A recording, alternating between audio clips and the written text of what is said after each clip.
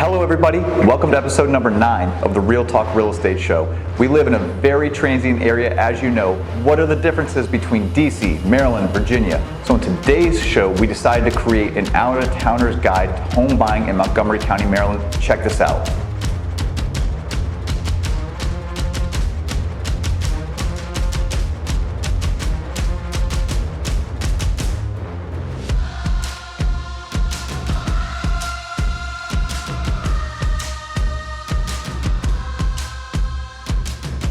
In any of our suburbs, the closer in you get to Washington, D.C., the more expensive property is going to be. Naturally, the further out you go, the less expensive it's going to be. That's because Washington, D.C. really does anchor our area. Most of the jobs are downtown, so it's no different in Montgomery County. Down county, more expensive. Up county, less expensive. As a rule, further west you go in the county, probably more expensive. The further east you go, less expensive. Of course there are exceptions, but let's talk about general terms here.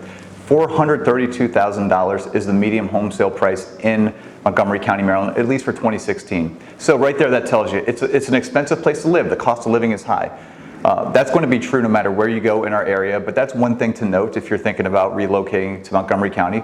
The second thing is the cost per foot. So if you're thinking about space, how much space do you need? It's roughly $253 on average in the county. So again, larger spaces are going to be more expensive, smaller, the inverse. One thing I'll mention as well, in Montgomery County, as a difference between Northern Virginia, the transfer recordation tax, the cost of buying or selling a property in Maryland as far as the taxes are concerned, is more expensive. There's a greater tax burden in Montgomery County, as well as on average property taxes tend to be a little bit higher. So that's another thing you're going to have to take into consideration. We get a lot of people moving from other parts of this country that come to our area and say, why are the property taxes so high? Not true if you're from New York or New Jersey, they're used to it, but there are many places where the taxes are a lot less. So it's something else to note. I want to jump right into another thing, mass transit, right? So we do have great roads, 270, 495, these are interstates. We also have now the inter-county connector, which joins 270 to 495 and 95, which is a great route to kind of connect the county. So anytime you're looking at where to live, I mean, focus on where those major interstates are, because let's be honest, you probably already know this, but traffic in the DC metro area, which includes Montgomery County, isn't the best. So anytime you can be closer to the mass transit, specifically the highway system in Montgomery County, the better. The next thing I'll mention is that we do have a great ride-on bus system. The Red Line, the metro system that takes you downtown into all of our suburbs, goes right through the middle of Montgomery County, Maryland. It's anchored by the Red Line. So that's our only metro option, but there's a number of stops in Montgomery County along the Red Line. Also check into that if you commute downtown. It's an important thing to note. And then we have Capital Bike Share, Zip Car, the normal stuff that you'll get in all of the suburbs of Washington, D.C. So there are many mass transit options. I just encourage you, if you are relocating, just keep in mind the traffic and how you can best get to where you need to go using mass transit. Here's something that I'll say separates Montgomery County from any of the other suburbs in our area. It's schools. Listen, the schools in Montgomery County are some of the best in the country. This is not me talking. Google it, look into it, it's very well documented. On the other hand, the cost of real estate corresponds directly to which school system your neighborhood, your community feeds into. I'll explain. If you are in an area like Kensington, Maryland, which is a suburb of Washington, D.C., right in the middle of Montgomery County, super convenient, there are two different high schools that same zip code, 20895, feeds into. On one side of the zip code, it's Walter Johnson High School. One of the best schools in Montgomery County, which means it's one of the best schools in the country and the best school in our system. On the other side, it feeds into, it's either Kennedy or Wheaton High School. It's a different high school though, that kind of goes the other direction. And if you look at the same house, a 4-bedroom house in the middle of Kensington that goes to Walter Johnson, it's probably going to be an $800,000 or $900,000 purchase. That same house, move it a half mile across in the same neighborhood, and it's going to a different high school, that same house will probably cost $400,000 or $500,000. I'll call it $500,000. So there's a $300,000, $400,000 price difference just because of what high school you're going to. So keep that in mind in all cases. If schools are really important to you, Montgomery County has some of the best, you're going to be really happy, but you're going to probably shop real estate for your school district.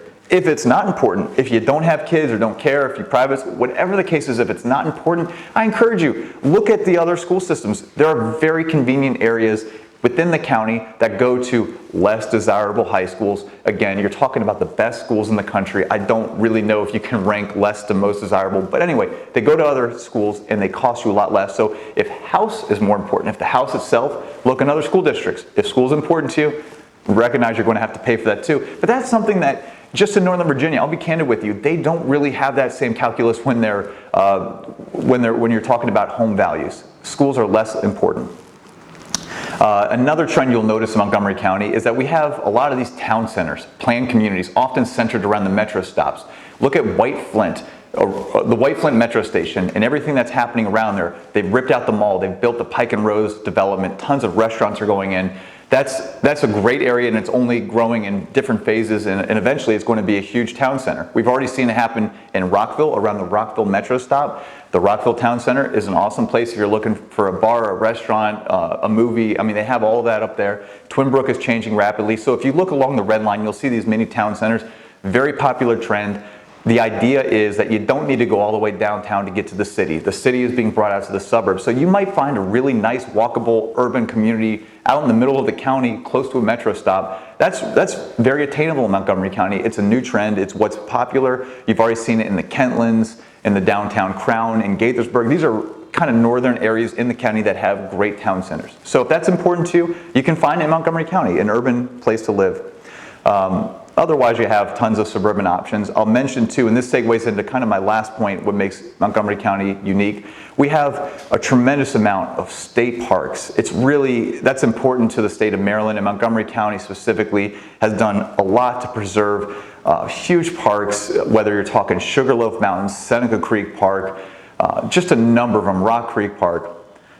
We also have an agricultural reserve in the northern neck of the county, especially northern and western Montgomery County. You have protected land that no one can build on less than a half acre, less than an acre, less than 5 acres, depending on where you're talking about. So we have this great agricultural preserve where we get spread out farmlands, horse country. It's all in Montgomery County still. It's a really unique thing. So if you're looking for that experience of you want land and you want a quiet place to live, listen, look in northern western Montgomery County. You're going to find it absolutely in Darnestown, Poolesville, Points North. What I'd also recommend is if parkland is important to you, we've got the Billy Goat Trail, which is right along the Potomac River. The Potomac River goes into DC and through Northern Virginia. Well, right along in Maryland, along the Potomac River, we've got some excellent hiking trails. We also have Sugarloaf Mountain that I mentioned. So a number of other things. So I'll kind of tie it in and say this. Montgomery County is a wonderful place to live. There's a lot going on. It's expensive, but at the same time, you're getting a tremendous place to live in a suburb that's convenient to Washington, D.C. So it's a very popular area to live. Schools are great. In whatever budget you have, whatever budget you're working on, there is an opportunity to live comfortably in the kind of place you want to live within Montgomery County. It's a very diverse place. Lots of opportunities. So I'll tie it in and say that we work in all three, DC, Maryland, and Virginia, but we get a lot of questions about Montgomery County. If you have any other questions that didn't fall in line with what I decided to talk about, feel free to send us in using the hashtag AskJohnFox or info@thefoxgroupdc.com. We're always happy to get right back to you. We get them all the time. It's no problem. We'll answer your questions. This will also be featured on our website, www.thefoxgroupdc.com, and will be on all of our Facebook pages. If you have any other questions, check back in. Otherwise, thanks for watching this episode. We'll see you soon.